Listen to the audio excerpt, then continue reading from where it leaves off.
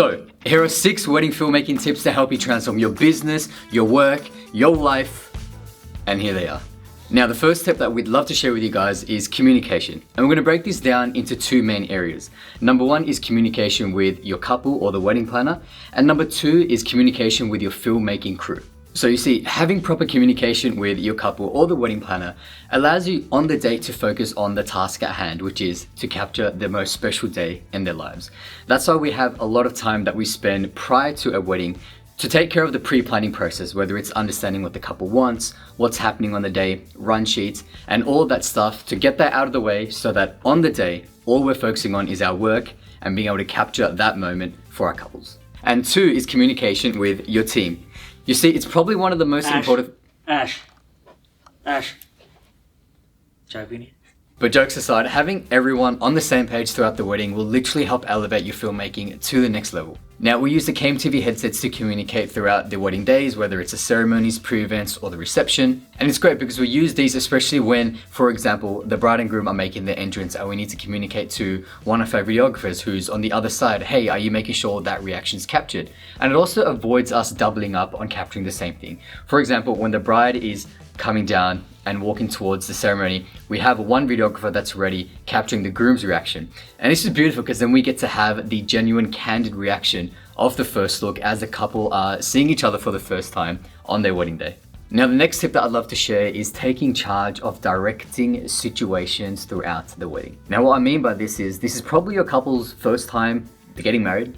They might be a bit camera shy and they're looking up to us as the professionals to guide them throughout the day and to help them make them feel comfortable as we're capturing one of the most important days in their lives. Now, this is where you're given the opportunity to really leave an impact on a couple, because it's not just about the work that you produce. Obviously, we want to make sure that our work is always at the top level, as we all agree. But it's also about the feeling that you leave behind for your couple. This is that lasting impact where they would want to refer you to their friends and to their family and say, hey, I remember that person made me feel so comfortable. We had so much fun with them on our wedding day. This is why we always recommend to direct and help your couples feel comfortable throughout the wedding day, but this also helps when you're dealing with big group situations. Now, we always know when we're posing a big group, it can take a lot of time. Now, this is where if you're taking charge and directing everyone, you have the power to move things around to help speed up the process on directing people on where to stand, how to pose, because again, they are looking up to us as the professionals to help guide them. And this is where directing helps make the entire wedding day a smooth process where you're not only making it easy for yourself and your team, but you're making it easier and more fun for your couple, for their friends, and for their family. So the next step would be start your shoot by getting all the B-roll footage first. This will make your editing much more easier. If you find something good later for the B-roll, you can shoot it, it's okay, but try to do most of it in the start, which will make your editing quick and simple. So the reason is all the B-roll footage would be at the start. If you are editing or someone else's, it would be easier for them to look all through the footage. And the next tip is do not just film randomly, but shoot with a plan. Creating a sequence is must. Even if you are feeling rushed or you are taking a safe shot, try to think how the footage will fit together. This will make your wedding film feel more like a story. This is one of the reasons why our film looks more like a movie, because we use sequences. Now, the tip that I would like to share with you guys is to start using telephoto lenses at your weddings. Now, as videographers, we predominantly use shorter focal length lenses such as an 18-35 or a 24-70. But I suggest you need to start using telephoto lenses such as the 70-200. As wedding filmmakers, we want to capture the genuine, candid and intimate footage of not just the couple, but of their guests and their family, as well as any detail shots during the wedding ceremony. Sometimes capturing those moments can be quite challenging because people are self-conscious. As soon as you have a camera in their face, you're not going to get the natural reaction that you want from them. The telephoto lens allows you to capture these moments from a distance, so you don't run the risk of interrupting these moments. Now, the next tip is to use multiple sources of audio during the wedding.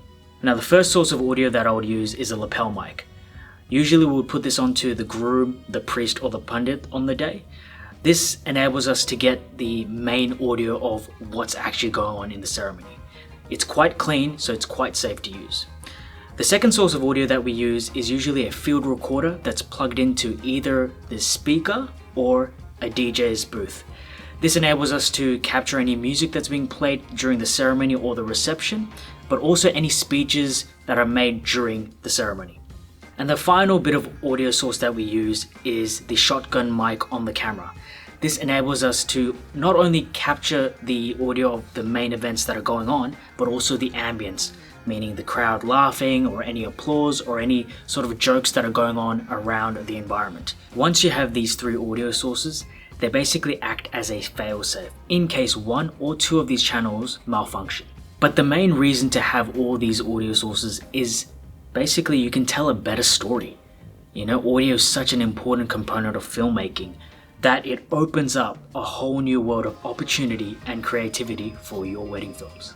So those are the 6 wedding filmmaking tips that we wanted to share with you guys today. Let us know in the comments what you guys thought, and if there's any other video ideas that you'd love us to cover when it comes to weddings, filmmaking or photography, and we'll see you guys in the next one.